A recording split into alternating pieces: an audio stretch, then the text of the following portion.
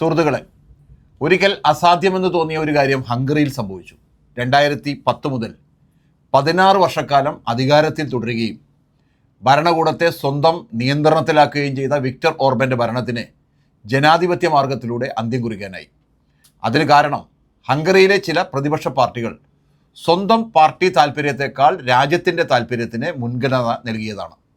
ഇപ്പോൾ 2027 തെരഞ്ഞെടുപ്പിന് മുമ്പ് നടത്തിയ എല്ലാ അഭിപ്രായ സർവേകളും ഒരേ ഒരു കാര്യം സൂചിപ്പിച്ചു: പീറ്റർ മാഗ്യാർ നയിക്കുന്ന ടിസ്റ്റ പാർട്ടിയായിരുന്നു ഓർബനെ നേരിടാൻ ഏറ്റവും ശക്തമായ പ്രതിപക്ഷ ശക്തി.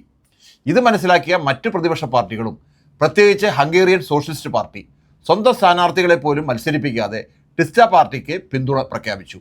1994 മുതൽ 98 വരെയും പിന്നീട് 2002 മുതൽ 2010 വരെയും രാജ്യം ഭരിച്ചിരുന്ന സോഷ്യലിസ്റ്റ് പാർട്ടി 2004 ഹംഗറിയെ യൂറോപ്യൻ യൂണിയനിൽ അംഗമാക്കുന്നതിൽ പ്രധാന പങ്കുവഹിച്ച പാർട്ടിയായിരുന്നു.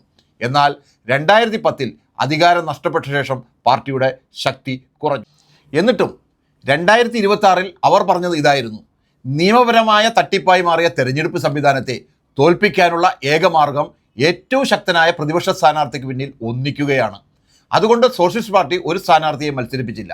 അതോടൊപ്പം മൊമെൻറ്റം മൂവ്മെൻറ്റ്, ഗ്രീൻ പാർട്ടി തുടങ്ങിയ മറ്റു ചെറുകിട പാർട്ടികളും പാർട്ടി താല്പര്യങ്ങൾ മാറ്റിവെച്ച് രാജ്യത്തിൻ്റെ ജനാധിപത്യം പുനഃസ്ഥാപിക്കണമെന്ന വലിയ ലക്ഷ്യത്തോടുകൂടി പീറ്റർ മാഗ്യാറിനും ടിസ്റ്റ പാർട്ടിക്കും പിന്തുണ നൽകി. അവർ മന്ത്രിസ്ഥാനം പോലും ആവശ്യപ്പെട്ടില്ല. ഈ ത്യാഗത്തിൻ്റെ ഫലം തെരഞ്ഞെടുപ്പിൽ വ്യക്തമായി കാണാൻ കഴിഞ്ഞു.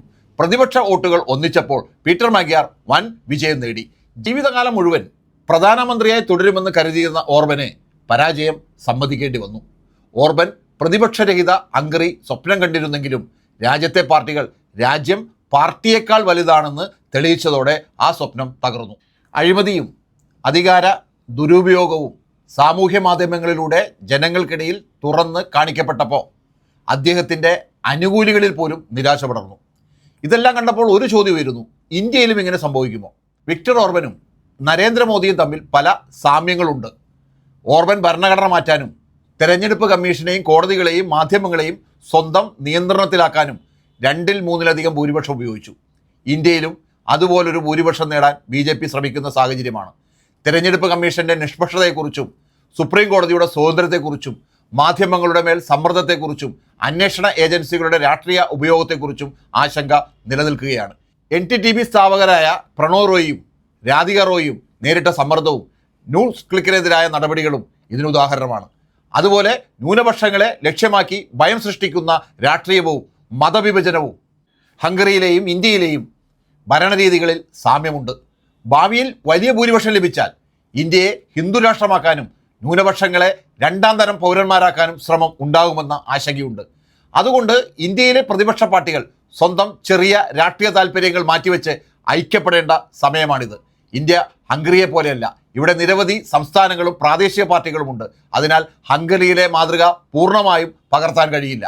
എന്നാൽ ഓരോ സംസ്ഥാനത്തും ഓരോ മണ്ഡലത്തിലും BJPയെ നേരിടാൻ ഏറ്റവും ശക്തമായ പാർട്ടിക്ക് മറ്റുള്ളവർ പിന്തുണ നൽകുന്ന രീതിയിൽ ഐക്യം സാധ്യമാക്കാം. അതിന് വലിയ മനസ്സും പരസ്പര വിട്ടുവീഴ്ചയും ത്യാഗ മനോഭാവവും ആവശ്യമാണ്. ഹംഗറിയിലെ പ്രതിപക്ഷ പാർട്ടികൾ അത് ചെയ്തു. ഇന്ത്യയിലെ പാർട്ടികളും ഏത് സ്ഥലത്താണ് ആരാണ് ഏറ്റവും ശക്തരെന്ന് സത്യസന്ധമായി വിലയിരുത്തി അവർക്ക് പിന്നിൽ ഒന്നിച്ചു നിൽക്കാൻ തയ്യാറാകണം. ജനാധിപത്യത്തെ സംരക്ഷിക്കാനും അധികാര കേന്ദ്രീകരണത്തെ ചെറുക്കാനും പാർട്ടിയേക്കാൾ വലുതായി രാജ്യത്തെ കാണേണ്ടതുണ്ടെന്നാണ് ഹംഗറിയുടെ അനുഭവം നമ്മെ ഓർമ്മിപ്പിക്കുന്നത്.